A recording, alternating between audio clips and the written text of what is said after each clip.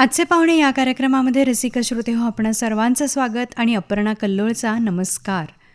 श्रोते हो, आजचे पाहुणे या कार्यक्रमामध्ये आज आपण डॉक्टर चंद्रकांत कोडोले सर यांना आमंत्रित केलं आहे.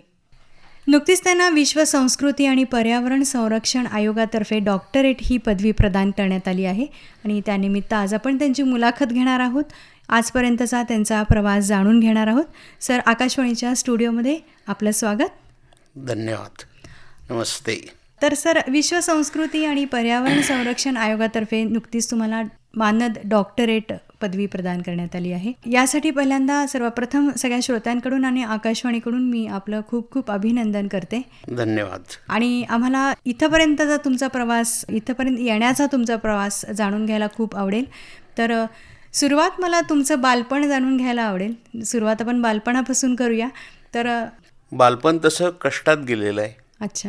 आम्ही चौघे भावंडं हां. आणि छोटी बहीण.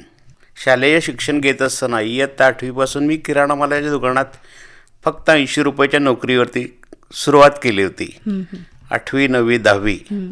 10वीला अभ्यासाची गोडी लागली. 10वीमध्ये चांगले मार्क्स मिळाले. सायन्सला जायचं होतं, परंतु सायन्सला फी देणं शक्य नव्हतं किंवा घरच्या अडचणी, आर्थिक अडचणींमुळे न जाता कॉमर्स शाखेकडे आलो. बर. कॉमर्स शाखेमध्ये एक गुरु परमेश्वर माझ्या पाठीशी सातत्याने उभे राहिलेत. डॉक्टर उदयसिंह रामराव माने पाटील. अच्छा. त्यांनी मला घडवलं किंवा सर्वांगानं घडवलं आणि इथंपर्यंत माझी कारकीर्द सुरू झाली. बर. कॉमर्स शाखेमध्ये आल्यानंतर अकाउंटन्सी विषयाची खूप गोडी होती. अकाउंटन्सी विषयाला 100पैकी 100 मार्क मिळवायची जिद्द इयत्ता 12वीपासून डोक्यामध्ये आली ती. बर. मग त्यांना ॲसिस्टंटची गरज होती. मी 8वी 9वी 10वी 11वी 12वी किराणा मालाच्या दुकानात काम करत असल्यामुळं त्यांनी मला ते किराणा मालाच्या दुकानात बघितलं. अच्छा. आणि माझ्याकडे ॲसिस्टंट म्हणून राहशील का म्हटले. हां. आनंदाने राहीन म्हटलं मी. मग क्लासचं काम त्यांचं क्लासच्या कामाचं स्वरूप सांगितलं हां. की क्लासरूम स्वच्छ करायचं, हां. सतरंज्या टाकायच्या, हां. मुलांचे ॲडमिशन्स बघायचे, मुलांची आवक जावक म्हणजे पैसे जमा करण्याची जबाबदारी. जोखमीचं काम होतं ते, पण प्रामाणिकपणे करत राहिलो. शिक्षण हळूहळू पुढं घेत गेलो.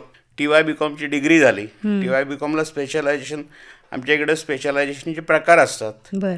जसं आर्ट्समध्ये with Marathi, with Hindi, with English असतं, तसं आमच्याकडं कॉमर्समध्ये अकाउंटन्सी किंवा कॉस्टिंग किंवा इंडस्ट्रियल मॅनेजमेंट असे वेगवेगळ्या एरियामध्ये काम करतायत. मग मी कॉस्टिंग स्पेशलायझेशन निवडलं. त्यासोबतच कंटिन्यू पुढे MComला. बर. MComचं शिक्षण पूर्ण केलं आणि MComचं शिक्षण सायबर इन्स्टिट्यूट कोल्हापूर, बर. त्यांची शाखा सांगलीला सुरू झाली होती. आणि ती शाखा सुरू झाली होती ती छत्रपती शिवाजी महाराजांच्या स्टेडियममध्ये सुरू झाली होती. म्हणजे आज आनंदाचा योग असा आहे की छत्रपती शिवाजी महाराजांचा जन्मदिन आहे आणि त्या जन्मदिना दिवशी त्यांचं नाव घ्यायचं मला परम भाग्य मिळालं. योगायोगच समजावा. आज तुमची मुलाखत शिवजयंतीच्या दिवशी रेकॉर्डिंग होती आहे. येस. आणि त्या महाविद्यालयामध्ये MCom 1 आणि MCom 2. MCom 1ला आम्ही फक्त 6 विद्यार्थी होतो, परंतु MCom 2ला 120 विद्यार्थी आम्ही तयार झाले होते. बर. बर. एवढा फ्लो झटक्यात वाढला होता की त्याच्यामुळं कशामुळं तर रिझल्ट चांगला लागला होता महाविद्यालयाचा. बर. स्पर्धेमध्ये 2-3 कॉलेजेस आहेत आज इथे. त्या कॉलेजचे नाव घेणं मला गैर वाटतं, कारण सगळ्या शैक्षणिक संस्था शिक्षणाचंच काम करतात. बरोबर आहे. पण ऑनेस्टली काम करणं आणि विद्यार्थ्यांना घडवणं हे VP इन्स्टिट्यूटनं मला निश्चितपणे शिकवलं. बर. बर. मग MComचं शिक्षण घेत असताना जसं मी मिरजेत अकाउंटन्सीच्या क्लासेसमध्ये एक टीचर तयार झालो, तसं टीचर तयार झाल्यानंतर त्या गुरुवर्यांनीच मला सुचवलं, तासगावसारख्या ग्रामीण ठिकाणी तू अकाउंटन्सीचे क्लासेस घेतलास तर बरं होईल. बर. त्या प्राध्यापकाचा तर मी सदैव ऋणी आहेच. बरोबर. परंतु त्यासोबतच मी अकाउंटन्सी विषयाचा जो कोणी शोध लावला असेल आणि अकाउंटन्सी शिकवायचं कसं हे मी एका चांगल्या गुरुच्या तालमीत तयार झाल्यामुळं त्या अकाउंटन्सी शोध लावणाऱ्याचं सुद्धा मी मनापासून आभारी आहे. त्या व्यक्तीमुळं माझं आयुष्य सगळं अकाउंटन्सीमध्ये गेलं. बर. अकाउंटन्सी विषयाची गोडी. मग MCom करत असताना MCom केलं, MBA केलं, MPhil केलं, डिप्लोमा इन टॅक्स लॉ केलं. डिप्लोमा इन टॅक्स लॉला मी शिवाजी विद्यापीठामध्ये पहिला होतो. आणि MCom विथ कॉस्टिंग टॅक्सेशनला पुन्हा अटेम्प्ट केलं होतं, त्यामध्ये मी दुसरा आलो होतो. बर. बर. अकाउंटन्सीचे क्लासेस तासगावसारख्या ग्रामीण भागामध्ये जे मिळतील ते पैसे आपले, हं, जे नाही मिळतील ते गंगार्पण म्हणायचं किंवा पुण्यदान करतो म्हणायचं. सुरुवातीला फी फक्त 100 रुपयाच्या कारकिर्दीपासून मी सुरुवात केली ती. बर आणि त्यानंतर हळूहळू 100चे 200, 200चे 500, 500चे 1000. अर्थार्जनाशिवाय संसार चालणार नाही. संसाराचा गाडा ओढला पाहिजे, बरोबर. मुलाबाळांचं शिक्षण झालं पाहिजे. एक मुलगा आणि एक मुलगी हं, जन्माला आली. मला गर्व आहे, माझी कन्या चार्टर्ड अकाउंटंट डिग्री वयाच्या 22व्या वर्षी पास केली. बापरे. 4 वर्ष 3 महिन्यात तिने अचिव्हमेंट केलं. हे सगळं करत असताना मी हां, अकाउंटन्सीचे क्लासेस तर घेतच होतो. MBA केलं, सोबत MPhil केलं आणि शिवाजी विद्यापीठाची PhD बर. त्या डिग्रीसाठी सुद्धा प्रयत्न केला होता. हां, ॲडमिशन मिळालं होतं, परंतु प्रॅक्टिकली कृतीमध्ये काम करत असताना काही अडचणी जाणवत होत्या. हं, हं, हं. हॉस्पिटल ॲडमिनिस्ट्रेशनशी कनेक्टेड विषय होता माझा बर आणि मोठमोठे डॉक्टर लोक आम्हाला बहुमूल्य वेळ देणं त्यांना शक्य नव्हतं. बर. त्यांच्याकडे आउटपुट आमच्यापासून काही मिळत नव्हतं. आम्ही गेलं की त्यांचं डोकं खाणार किंवा विषयाची माहिती मागणार.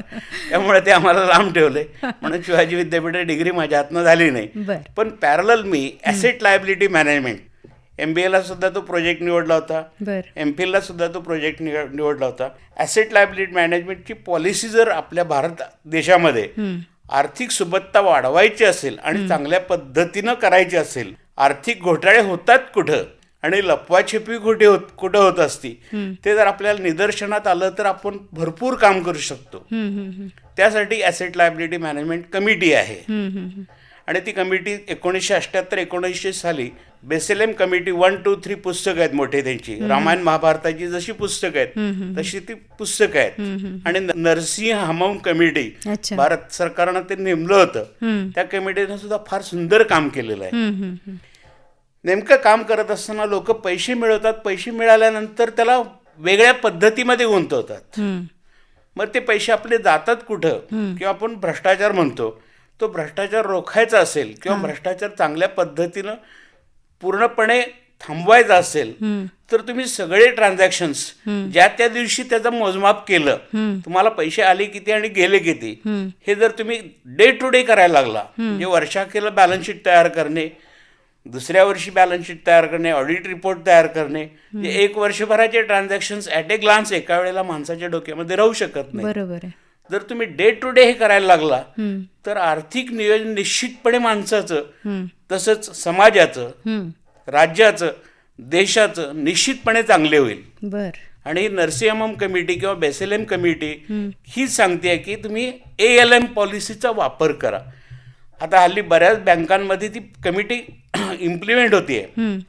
उदाहरणार्थ स्टेट बँक ऑफ इंडिया असेल, बँक ऑफ इंडिया असेल, मोठ्या राष्ट्रीयकृत बँकांना ते शक्य आहे. आणि त्याच्यावर ते होणारा खर्च सुद्धा, जे कॉम्प्युटर म्हणा, लॅपटॉप म्हणा किंवा अद्ययावत साधनं, ऑनलाईन पेमेंट, ऑनलाईन रिसिट्स, छुपे रस्ते जे होते ते बंद होत चाललेत. बरोबर आहे. त्याच्यावरती बॅन ऑटोमॅटिकली येत चाललेला आहे. बरोबर, बरोबर. मग तो बंद होऊन पूर्णपणे चांगला पैसा समाजामध्ये खेळवायचा असेल तर चांगले मार्ग आपल्याकडे आहेत. बरोबर. त्या मार्गांचा वापर करणं आपलं कर्तव्य आहे. किंवा आपण त्या पद्धतीनं अनुषंगानं काम करत गेलो तर आपला देश निश्चितपणे आर्थिक सुबत्तेकडे आता चाललेलाच आहे. याच्या कितीतरी पटीनं पुन्हा भविष्यात जाईल.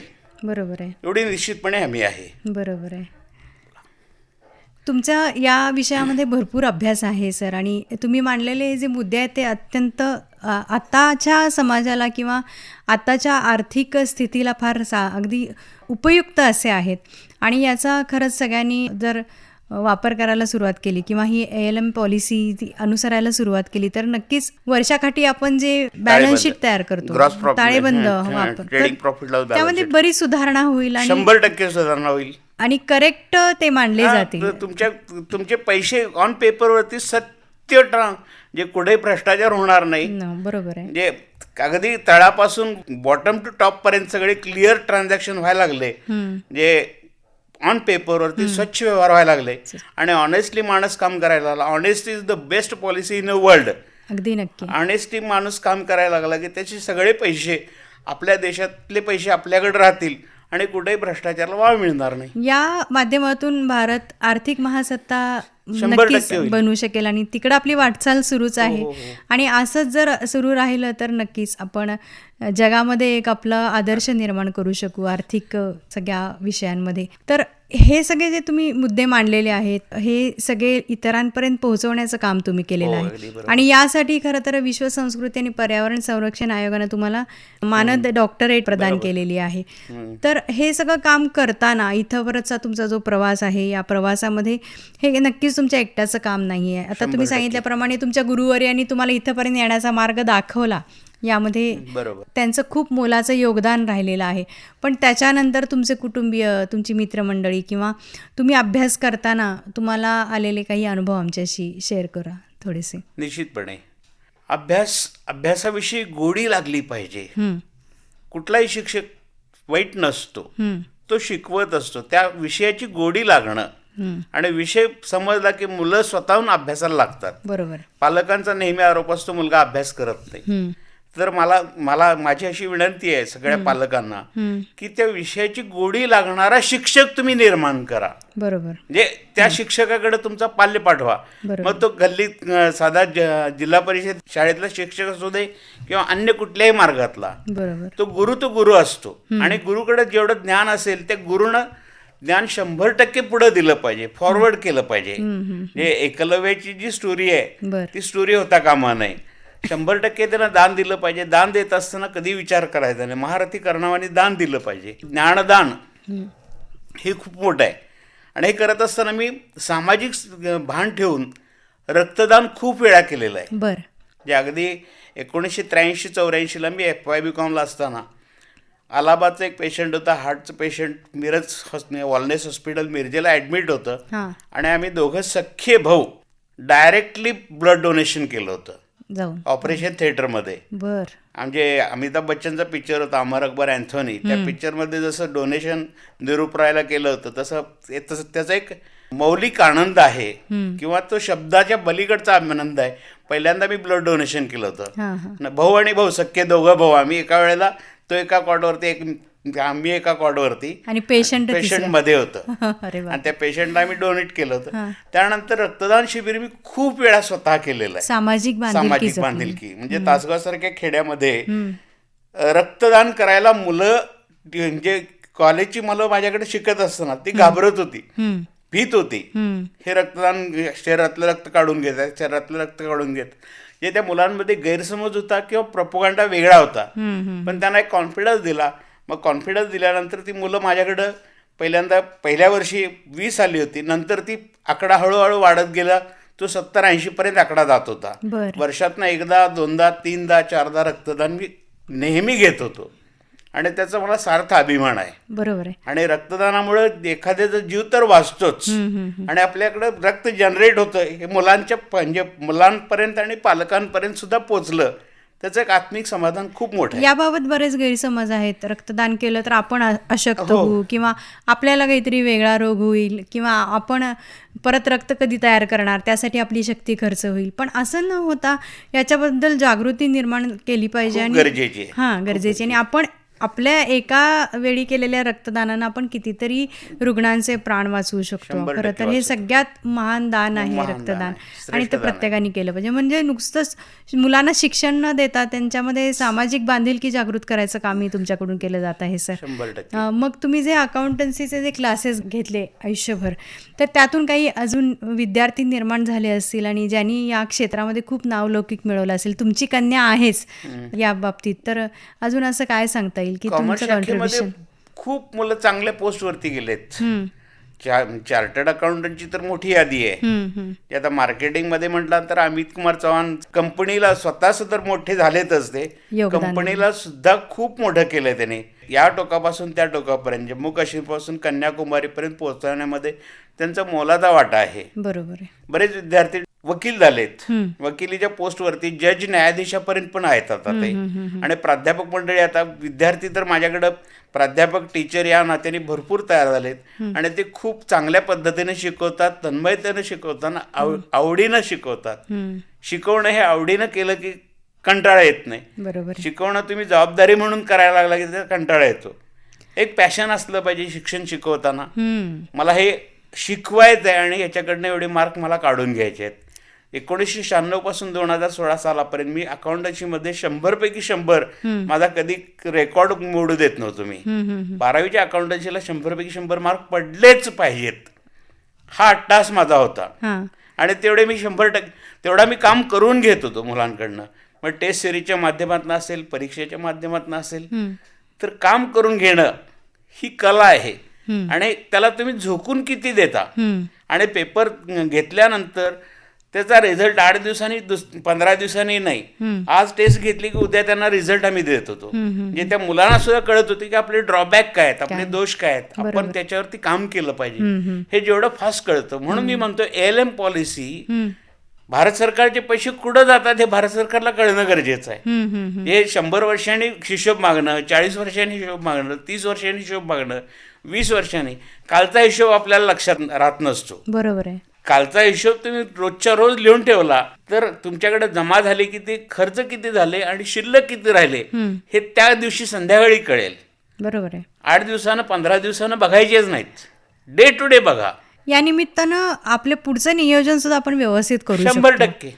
आणि ALM पॉलिसी ही जी पॉलिसी आहे, तर या पॉलिसीचा उपयोग सध्या ज्या मोठ्या कंपनीज आहेत किंवा मोठ्या इन्स्टिट्यूट्स आहेत त्यांचंही बॅलन्स शीट करेक्ट करण्यासाठी उपयोगी पडतं असं तुम्हाला वाटतं. तर या कंपन्यांनी खूप हे सिरियसली घ्यावं आणि या कंपन्यांना ALM पॉलिसीचा अवेअरनेस यावा यासाठी काय प्रयत्न करणं गरजेचं आहे का, असं तुम्हाला काय वाटतं की काय करावं म्हणजे या सगळ्या लोकांना याचा सिरियसनेस समजेल. बेसिकली कंपनीमध्ये कसं असतं, मॅनेजमेंट काम करत असते, म्हणजे त्यांना कॉमर्सचं नॉलेज असतं अशातला भाग नाही. त्यांचा स्टाफ काम करत असतो, स्टाफ काम करत असतो. मग त्या आता जुनी वडीलधारी माणसं सुद्धा म्हणतात एवढे 75 साली 100 रुपये तोळा सोनं होतं, 80 साली 2000 रुपये सोळा होतं, आता 1,60,000 रुपये तोळा सोनं झालेलं आहे. तर ते हिशोब किंवा आकडेमोड करत होते, बरोबर, हिशोब ठेवत होते. मग काय कुठल्या तरी माध्यमातून ते ठेवत होते. मग ते घरात दगड बांधून ठेवत असतील किंवा हंड्यात पैसे ठेवत असतील किंवा काहीतरी करत असतील, आणि त्यांची प्रगती करत असताना कधीच चुकाच झालेल्या नाही आहेत. बरोबर आहे. आत्ताच्या कालावधीमध्ये ही जर सवय आपण ॲडॉप्ट केली, जे कॉमर्सचाच माणूस शिक्षण घेतलेला तो लिहेल असं नव्हे, प्रत्येक व्यक्तीला हे शक्य आहे. आपल्याकडे पैसे आले किती आणि आपल्याकडे गेले किती. मग कॉमर्स असू दे किंवा नॉन कॉमर्स असू दे, आर्ट्सचा माणूस सुद्धा ALM पॉलिसी वापरू शकतो, सायन्सचा वापरू शकतो, इंजिनिअरिंगचा वापरू शकतो. ALM पॉलिसी वापरायला अशी कुठली बंधनं नाही आहेत, ती तुम्ही अडॉप्ट करणं गरजेचं आहे. सेल्फ डिसिप्लिन ज्या वेळेला माणूस स्वतःहून करायला लागतो, मला पहाटे 6ला उठायचं म्हटलं की माणूस उठतो, नाही मला निवांत राहायचं, रात्री सकाळी 10ला उठायचं आहे, म्हणजे त्याची आर्थिक विवंचना बिघडायला सुरुवात होती. नियोजन हे परफेक्ट असेल तर रिझल्ट नक्की चांगला येतो. नक्कीच नक्कीच. रिझल्ट हा चांगला, रिझल्टकडे लक्ष देऊन आपण काम करायला लागलो की आउटपुट 100% चांगलं मिळतं. म्हणजे आत्ताच्या ज्या कंपनीज आहेत किंवा मोठ्या संस्था आहेत त्यांनी आपल्या अकाउंट सेक्शनला ही सवय लावणं फार गरजेचं आहे. त्यांनी डेलीच्या डेली हे मेंटेन करून ठेवलं. अगदी बरोबर. तर इयरली बॅलन्स शीट करायला एकही दिवस पुरेसा आहे. शेवटच्या दिवशी तुम्ही बॅलन्स कॅल्क्युलेट केला की तुमच्या वर्षाची बॅलन्स शीट ही वर्षाच्या शेवटच्या दिवशी तयार असते. मग ही ALM पॉलिसी हेच सांगते की तुम्ही डेली जर तुमचा बॅलन्स चेक करत गेला किंवा करेक्ट करत गेला तर वर्षाच्या शेवटी एकच दिवस तुम्ही जर त्याच्यासाठी दिलात तर तुमची वर्षाची बॅलन्स शीट एका दिवसात. म्हणजे मग मार्च एंड आला रे बाबा किंवा इयर एंड आला रे बाबा, अॅन्युअल प्रकारचा ताण येणार, इकॉनॉमिक तुमचं वर्ष जे आहे त्याचा एंड आला की तुमची धावपळ सुरू होती की बॅलन्स शीट तयार करायची, ही ऍडजस्टमेंट करायची, ती ऍडजस्टमेंट करायची. पण त्यासाठी व्यवहार मात्र पारदर्शक पाहिजे. 100% हा खूप बेसिक त्याच्यासाठी नियम आहे. आणि जो माणूस ऑनेस्टली राहायला लागतो त्याला समोरच्याकडनं सुद्धा ऑनेस्टी अपेक्षित असते. नक्कीच नक्कीच. आणि ऑनेस्टी ज्या वेळेला आपण ऑनेस्टी राहायला सुरू करू, आपली आर्थिक प्रगती 100% होईल, आपल्या देशाची पण प्रगती होईल आणि समाजाची प्रगती होईल. समाजाची झाली की सगळे automatically it is a channel. बरोबर आहे. चॅनलनी काम केलं की काय अडचण नसतं. पण चॅनलमध्ये एखादा जरी माणूस असायला, एखादा जरी की त्यानं पारदर्शकता ठेवलेली नाहीये व्यवहारात, तर मग ही ALM पॉलिसी तिथं लागू होईल का व्यवस्थित? होणार की का तिथून काही घोटाळे व्हायची शक्यता असते? होणार. त्याला सूचना द्यायच्या, त्याच्याकडे चुका सुधारून घ्यायच्या, त्याला माणसाला चुका सुधारण्याची संधी संधी दिली पाहिजे. नक्की. सुधारण्यानंतर तो जर काम करायला लागला तर ऑनेस्टली नक्की चांगली होईल. तुम्ही त्याच्यावर विश्वास ठेवला. विश्वास हा सगळ्यात मोठा शब्द आहे. विश्वास चांगलं चुकतो केव्हा माणूस किंवा गडबड केव्हा करतो, 2 कारणामुळं. गडबड केव्हा करतो, त्याला कुठेतरी भूक असते आर्थिक, किंवा आपल्याला खूप मोठं व्हायचं आहे.